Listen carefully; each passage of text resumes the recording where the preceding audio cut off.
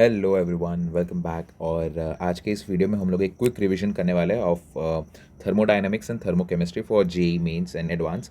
और let's begin with the chapter. The first point that comes to this chapter is the extensive properties. Basically आपको पढ़ना होते पढ़ लो, this is the basics from the NCERT. But extensive properties are वो properties जो system के साथ change हो। जैसे कि अगर एक सोल्यूशन है, वो फॉर एग्जांपल उसमें 5 kg का कोई भी मास है। अब मैं उसको 2 पार्ट्स में डिवाइड कर रहा हूँ तो मास डिवाइड हो गया। सो बेसिकली वो चीज़ें जो विद टाइम सोल्यूशन या तो फिर आपके कोई भी एक सिस्टम में चेंज हो रही है, उसको एक्सटेंसिव प्रॉपर्टीज़ बोलते हैं। उसके एग्जांपल्स में आते हैं mass, volume, internal energy, heat capacity, enthalpy, entropy, Gibbs energy. ये सारे मतलब बेसिक एग्जांपल्स है, दिस आर फ्रॉम एनसीईआरटी। उसके बाद let's talk about the intensive properties. Intensive properties वो प्रॉपर्टीज़ होती है जो चेंज नहीं होती। जैसे कि हमारी एक्सटेंसिव प्रॉपर्टीज़ चेंज हो जाती है, intensive properties are those properties that don't get change. For example pressure हो गया, टेम्परेचर हो गया, डेंसिटी हो गई, स्पेसिफिक हीट कैपेसिटी हो गई, पीएच हो गया, मोलालिटी हो गई, मोलर हीट कैपेसिटी हो गई, विस्कोसिटी हो गई, refractive index and many more. अब आप पूछोगे कि भाई ये चेंज कैसे नहीं हो रही। मान लो कि मेरे पास 100 ml आयन का 100 ml सॉरी 100 ग्राम मेरे पास आयन का एक ब्लॉक है। अब वो मैं 100 ग्राम के ब्लॉक को अगर मैं तोड़ दूँ 50-50 ग्राम के 2 ब्लॉक्स में, तो क्या उसका डेंसिटी चेंज हो जाएगा? नहीं, आयन तो आयन ही रहेगा ना भाई, चाहे एक पार्ट में हो या 2 पार्ट में हो या 1000 पार्ट में हो। Same goes for the specific heat capacity and the pH and जितने भी इंटेंसिव प्रॉपर्टीज है वो। सो एक बेसिक आइडिया होना चाहिए। ये एक फॉर्मूला है which is really important, that is कि आपका जो मोलर हीट कैपेसिटी होता है वो specific heat times the molar mass होता है फॉर एन पर्टिकुलर ऑब्जेक्ट। आगे बढ़ते हैं, स्टेट फंक्शन के बारे में बात करते हैं। सो बेसिकली 2 टाइप के फंक्शंस होते हैं, one is the state function and the another one is the path function.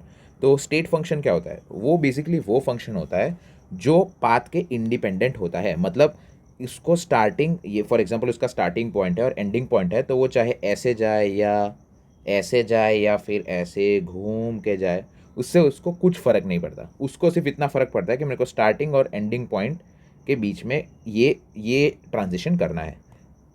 तो इसको हम लोग कहते हैं हमारा स्टेट फंक्शन। इसके कुछ एग्जांपल्स है, जैसे कि entropy, internal energy, enthalpy, pressure, temperature and the volume and Gibbs energy. बात करते हैं पाथ फंक्शन की। ये वो होते हैं जो मतलब कि पाथ डिपेंडेंट होता है। This are those which are path dependent. Example heat, work, molar heat capacity. Now so basically path function वो होता है जो हमारे टेम्परेचर, यहाँ पे मैंने गलत लिख दिया है, वो पाथ डिपेंडेंट होता है। For example heat, work, molar heat capacity and या सो ये सब बेसिकली अपने जो बेसिक पाथ फंक्शन होता है वो होता है। बात करते हैं one of the most important topics of the entire chapter, जो कि है C V and C P.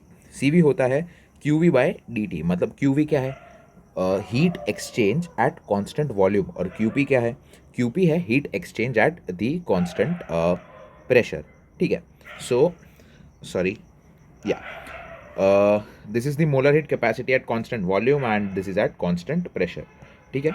बात करते हैं जस्ट ओके। सो बात करते हैं कि basically what is Q V and Q P. तो हम लोग जो क्यू वी होता है उसको लिख सकते हैं N C V delta T, और जो क्यू पी होता है उसको we can write as N C P delta T. इसको हम लोग फर्दर आप चैप्टर में पढ़ोगे कि we also call it as internal energy, और इसको हम लोग एंथैल्पी के नाम से बुलाते हैं। याद रखना कि जो क्यू पी है वो एट कॉन्स्टेंट प्रेशर है, इसलिए यहाँ पर सी पी है, और जो क्यू वी है वो एट कॉन्स्टेंट मतलब एट कॉन्स्टेंट वॉल्यूम है, तो इसीलिए यहाँ पर सी वी है। तो ये हमारे कुछ बेसिक आइडिया थे कि जब सी और मतलब सी वी सी पी कब यूज़ करना है। इन जनरल जब प्रेशर भी कांस्टेंट नहीं है, वॉल्यूम भी कांस्टेंट नहीं हो, तो हम ये यूज़ करते हैं कि Q, this is Q equals to N C delta T. बात करते हैं अनदर इंपॉर्टेंट पॉइंट की, दैट इज कि heat given to system is positive, heat taken from the system is negative. मतलब सिस्टम को आप जो हीट दे रहे हो वो पॉजिटिव होगा, सिस्टम से ले रहे हो तो नेगेटिव होगा। इसको ऐसे याद रख सकते हैं क्योंकि बहुत कंफ्यूजिंग होता है when it comes to the questions कि भाई आपको कोई पैसे दे रहा है, ठीक है, तो आपके लिए अच्छी बात हुई, और अगर आपको पैसे देने पड़ रहे हैं तो आपके लिए एक बुरी बात हुई। तो positive negative, this is just a way to remember. बात करते हैं वर्क की। अब इसमें आता है 2 टाइप के works. First is the PV work, another is the non PV work. आइए दोनों को अच्छे से समझते हैं। पीवी वर्क को also PV work is also known as mechanical work, और जो अपना नॉन पीवी वर्क होता है वो जनरली आपने इलेक्ट्रोकेमिस्ट्री में पढ़ा होगा, which is the work done by the cell. बात करते हैं कि भाई जो पीवी वर्क है उसको थोड़ा अच्छे से समझते हैं। Work done bye PV is, यहाँ पर मैंने माना है कि प्रेशर मेरा जो है एक्सटर्नल प्रेशर इज कांस्टेंट, तो I can state it as W equals to negative of P external times delta V when external pressure is constant. ये हमने बोला है। अगर ये जो वर्क डन है वो ज़ीरो हो जाएगा at isochoric process. Isochoric process पे ज़ीरो क्यों हो जाएगा भाई? जो डेल्टा V है वो कांस्टेंट हो जाएगा, मतलब ज़ीरो हो जाएगा, क्योंकि वॉल्यूम तो अपना कांस्टेंट है, तो V2 minus V1 equals to zero, तो डेल्टा V ज़ीरो, तो ये पूरा वर्क डन इज ज़ीरो। अगर फ्री एक्सपेंशन हो रहा है, फ्री एक्सपेंशन अगेंस्ट वैक्यूम में भी ये जो वर्क डन होता है वो ज़ीरो होता है, क्योंकि वहाँ पर एक्सटर्नल प्रेशर ही ज़ीरो होता है। मान लो कि ये ऐसा एक फ्री सरफेस है, यहाँ से एक्सपैंड हो रहा है, कोई एक्सटर्नल चीज़ ही नहीं है जो प्रेशर को स्टॉप करे, तो पी एक्सटर्नल ज़ीरो हो रहा है। जनरली इसको आप आगे एडियाबैटिक प्रोसेस में भी इसको हम लोग कंसिडर कर सकते हैं। Again this is work done on the system is positive, work done by the system is negative. ठीक है, बात करते हैं one of the most important topics जो कि है इंटरनल एनर्जी। इंटरनल एनर्जी आपको याद रखना है, it is a state function.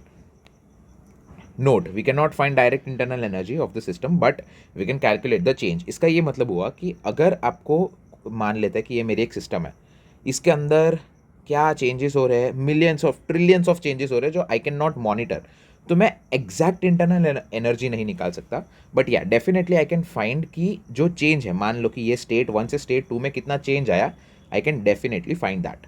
ठीक है, इसको इंटीग्रेट करके जनरली निकालते हैं, which is delta U equals to N C V dot D T 1 से लेके 2 तक, तो उसका जो जनरल एक्सप्रेशन आता है वो ये है, which is delta U equals to N C V delta T, जो कि हमने ऊपर देख लिया। अभी एक C V C P and gamma, gamma is the Poisson's ratio which is C P by C V. उसका एक इंपॉर्टेंट टेबल जो आपको क्वेश्चन सॉल्विंग में हेल्प करेगा। मोनो एटॉमिक सी वी होता है 3r/2, C P is 5r/2 and gamma is इन दोनों का ratio which is 5/3, which is nearly 1.67। Diatomic और नॉन और polyatomic linear, polyatomic linear का बच्चों को कन्फ्यूजन रहता है, बच्चों क्या, मैं खुद भी बच्चा ही हूँ।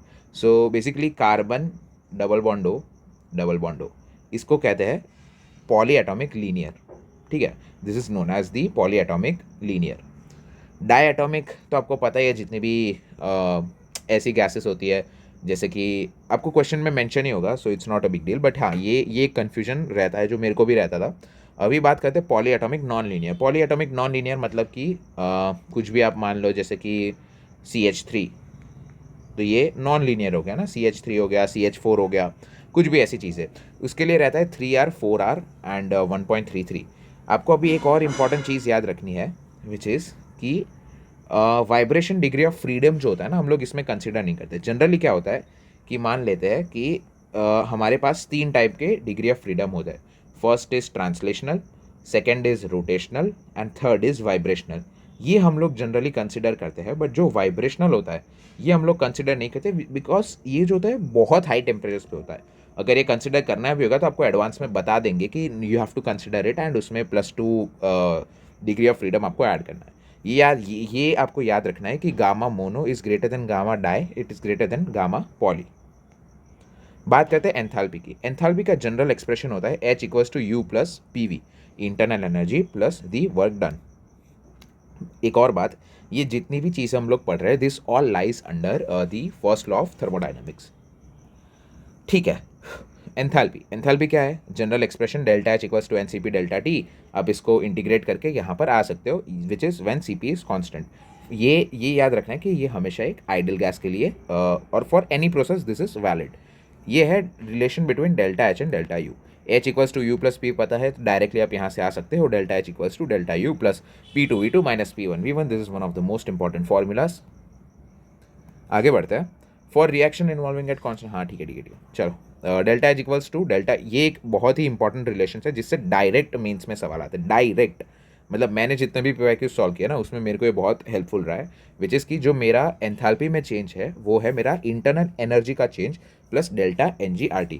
अब डेल्टा NG क्या है? मान लो मेरे पास एक रिएक्शन है AA plus BB gives CC plus D D.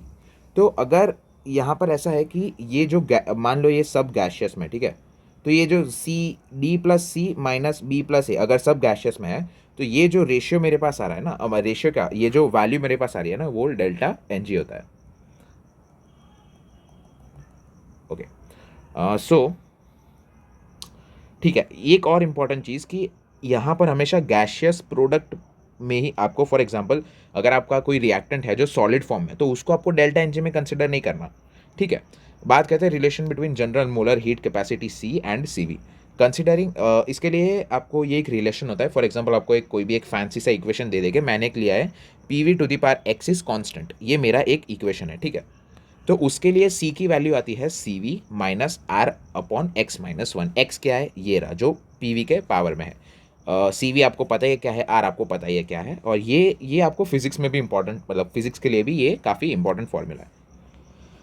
बात करते हैं delta H delta U Q W in various process. यहाँ से मान लो कि ये आपके चैप्टर का कोर है। सो आइसोथर्मल प्रोसेस, इसमें दो टाइप की प्रोसेसेस होती है, एक होता है रिवर्सिबल आइसोथर्मल प्रोसेस, एक होता है इरिवर्सिबल आइसोथर्मल प्रोसेस। जनरली दोनों ही, मतलब सारे ही मेजर प्रोसेसेस में रिवर्सिबल और इरिवर्सिबल होता है। P V equals to C equals to N R T एक कंडीशन होती है। आपको मेजरली फॉर्मूला याद रहना चाहिए, which is for mains, which is key work done in reversible isothermal processes minus N R T L N V two by V one, और which is similar to minus N R T L N P one by P two. याद रखना है, volume में final volume ऊपर आता है, pressure में initial pressure उल्टा ऊपर आता है। सो यहाँ पर delta U as a function of time है, delta H equals to as a function of time है। So you delta U and delta H equals to zero for isothermal process. बहुत ही इंपॉर्टेंट पॉइंट है कि isothermal process के लिए आपका internal energy and आपका जो एंथैल्पी है वो ज़ीरो रहता है। सो ये यहाँ पे जो Q यानी कि हीट होता है, विच इज़ यहाँ पर Q negative of work done के बराबर होता है for isothermal processes.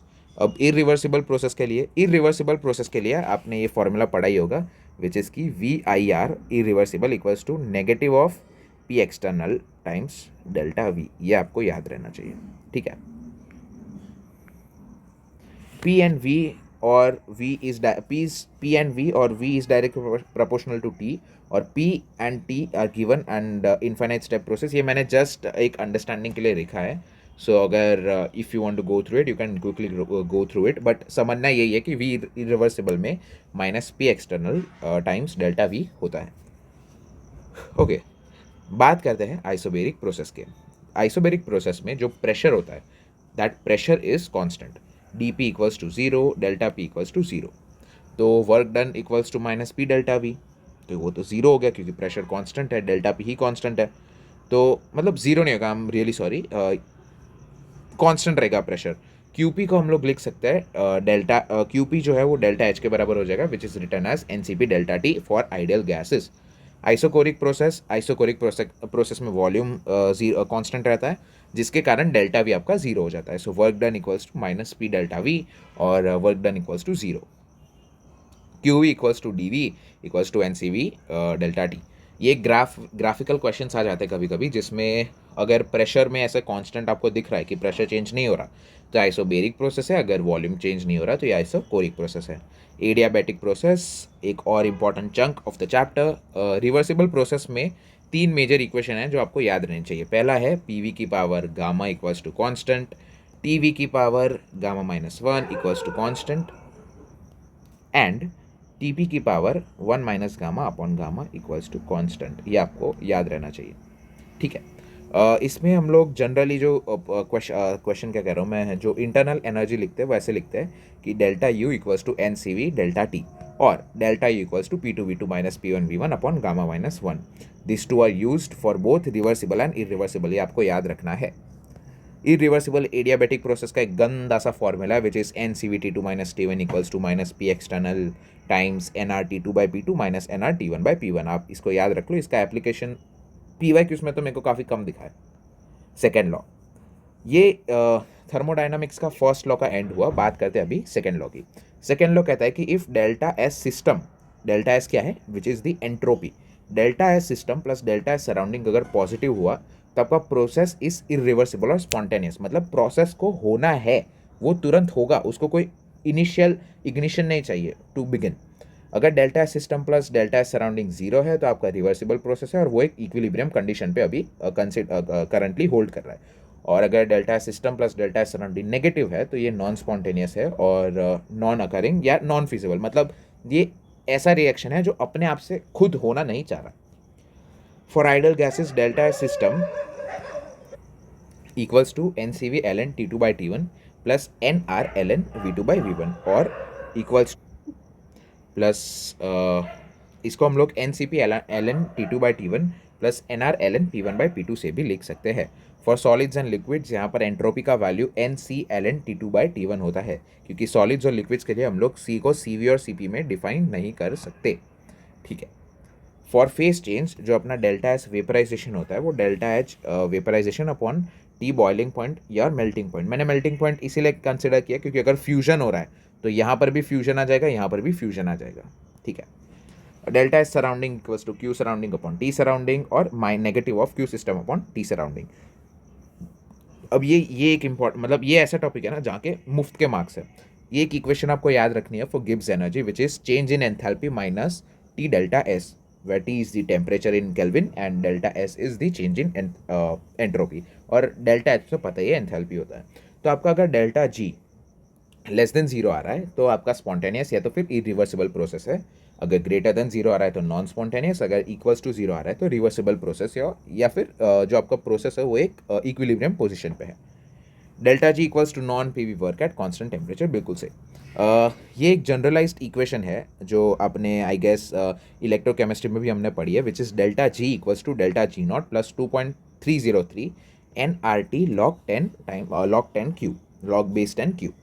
Eight equilibrium जो होता है, इक्विलिब्रियम पे जो Q होता है वो K इक्विलिब्रियम के बराबर हो जाता है एंड आपका डेल्टा जी नॉट जो है वो जीरो हो जाता है। सो आपका delta G equals to minus का 2.303 RT log K equilibrium.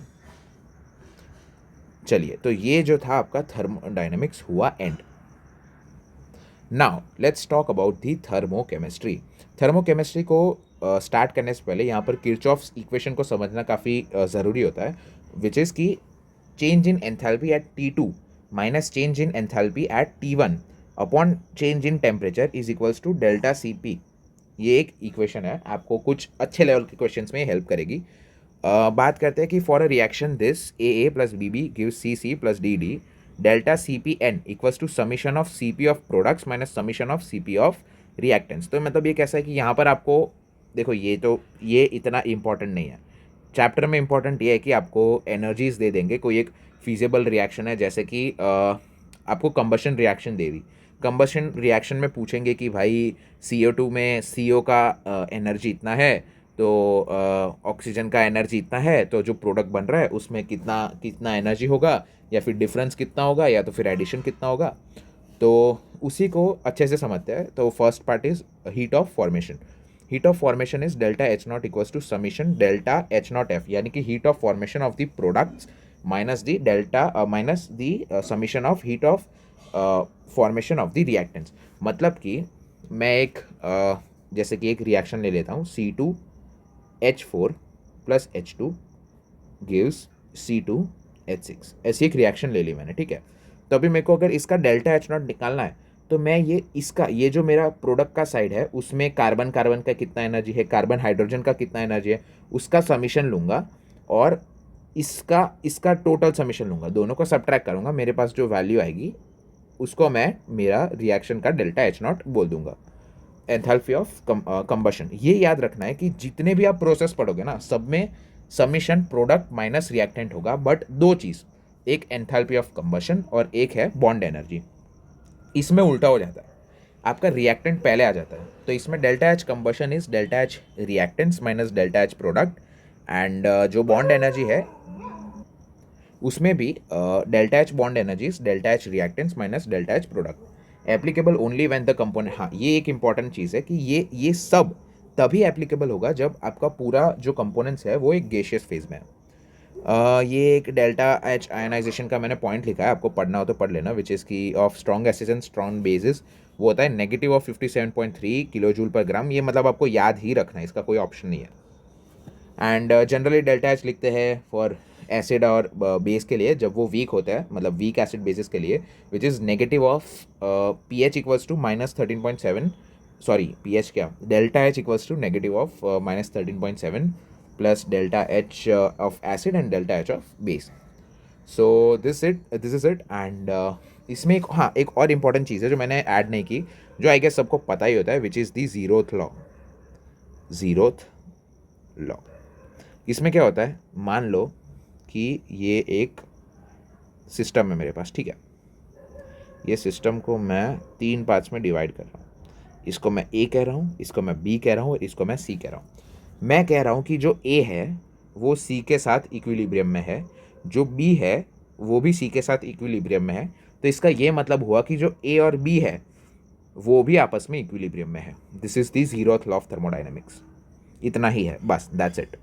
So with that I'd like to end. और एक और चीज़ कि आई एम सॉरी अगर वीडियो का साउंड क्वालिटी या तो फिर कुछ भी वीडियो क्वालिटी उतना अच्छा नहीं हो.